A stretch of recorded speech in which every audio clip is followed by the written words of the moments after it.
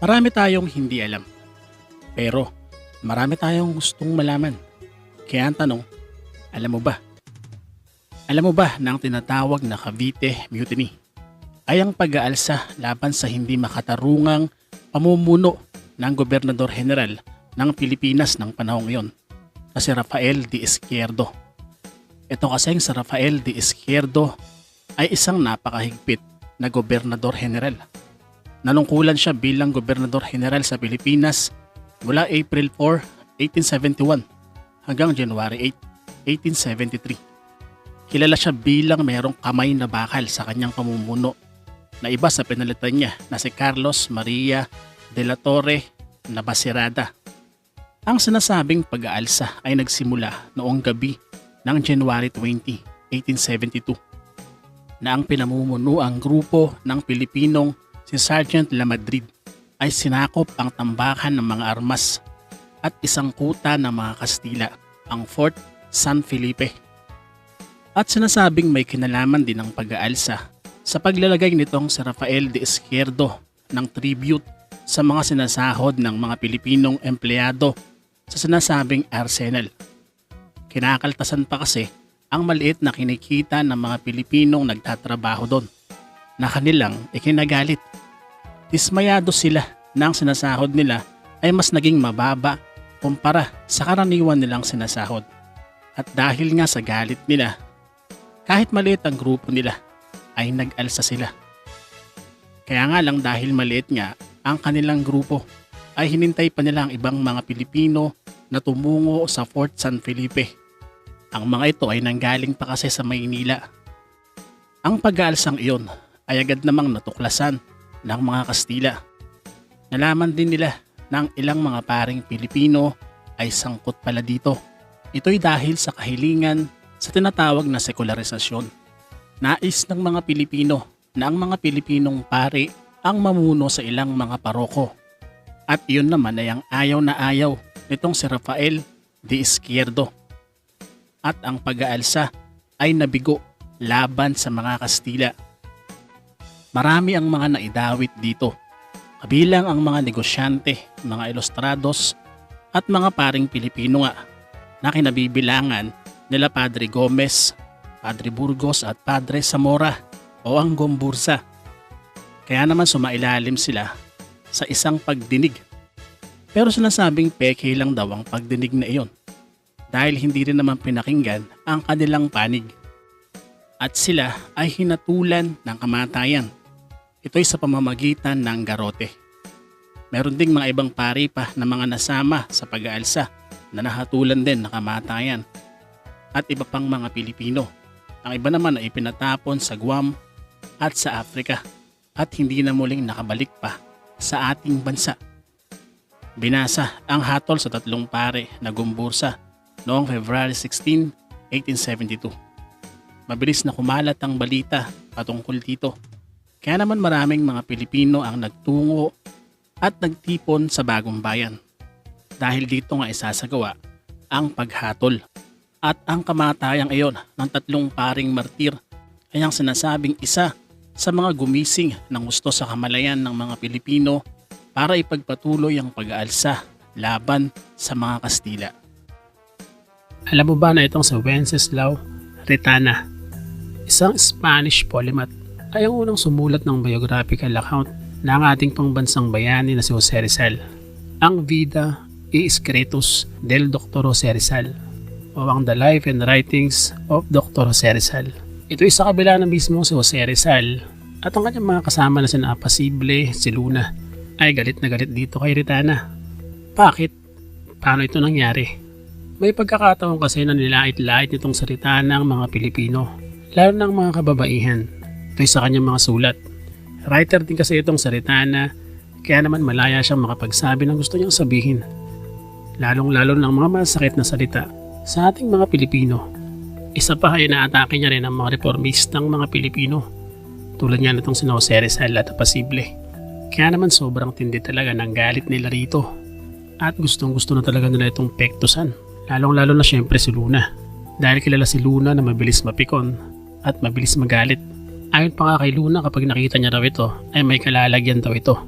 Kaya naman pinilano nila at nag-set sila na makipagduelo dito kay Ritana. Pero nung pag-aralan ng mga otoridad ang sineset na duelo nitong si Jose Rizal, Luna na pasible laban dito kay Ritana, ay binaliwala lang ito ng Marquez dahil wala naman daw dahilan para mangyari o maganap ang nasabing duelo. Pero alam niyo ba na sa paglipas ng ilang dekada, nakakagulat na nahulog ang kalooban nitong si Ritana sa mga Pilipino. Kumbaga napalapit siya at humingi pa nga siya ng tawad kina Jose Rizal at Luna at kaya pasible. At nagsulat na rin siya ng maganda patungkol sa ating mga Pilipino. Sa nangarito ang buhay ni Rizal at naging idol pa nga niya o naging tagahanga siya ni Jose Rizal. Dahil sa kanyang pag-aaral sa ating lahi at pagpapahalaga ay kinilala rin siya sa ating bansa at binansagan pang ang kauna-unahang Filipinologist. Alam mo ba na ang Manila Bulletin ay ang pinakamalaking English language na broadsheet pagdating sa circulation? At bukod sa marami itong nararating, ay isa rin ang Manila Bulletin sa pinakamatandang pahayagan sa ating bansa, na ang unang issue ay na-publish noong February 2, 1900s, kung saan si Carlson Taylor ang naging publisher neto. Una pa nga itong tinawag na Manila Daily Bulletin mula 1906 hanggang 1972 at Bulletin Today mula 1972 naman hanggang 1986. Araw-araw itong naghahatid ng kaalaman at balita, bagaman pansamantalang naipasara noong panahon ng martial law. Nagsimula naman itong lumaki noong bandang 1918 at noong 1957 ay binili ito ni Hans Menzi at siya na rin ang naging publisher nito hanggang 1984. At matapos naman ang 1986 Revolution ay tuluyan na itong tinawag na Manila Bulletin. Kilala ang pahayagan sa slogan na the nation's leading newspaper. At nang bawian naman ng buhay itong si Menzi noong 1984. Pumalit naman ay ang Chinese-Filipino businessman na si Emilio Yap bilang bagong chairman ng Manila Bulletin. At bahagi rin ng flagships ng Manila Bulletin ay ang dalawang tabloid, ang Tempo at ang Balita. Ang mga magazines na Philippine Panorama, Panawag, Iwayway at ang Bisaya.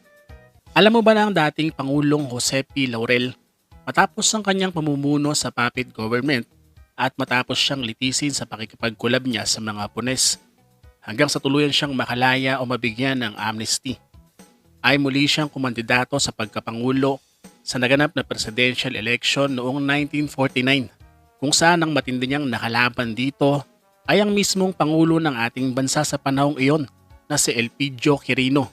At sinasabing ang eleksyon daw na iyon sa Panguluhan noong 1949 ay ang sinasabing isa sa pinakamaruming eleksyon sa kasaysayan ng ating bansa, kung saan sinasabing gumamit daw ng makinarya itong si dating Pangulong Elpidio Quirino nang sa ganoon ay mapagwagian niya ang laban kontra sa dating Pangulong Jose P. Laurel.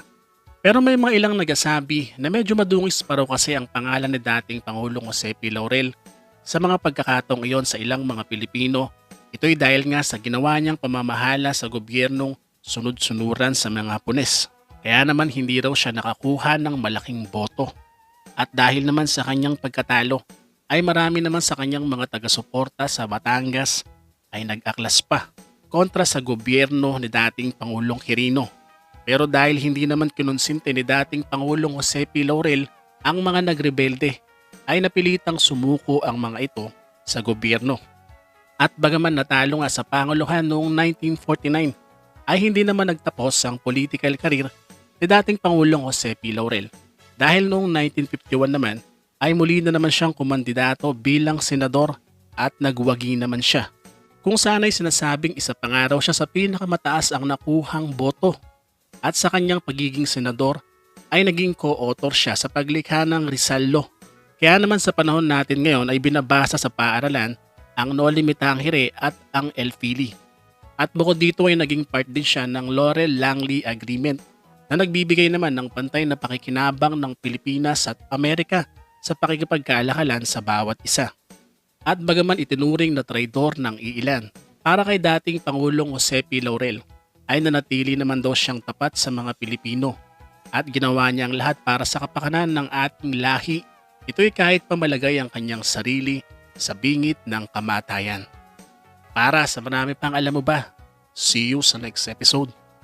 Bye-bye.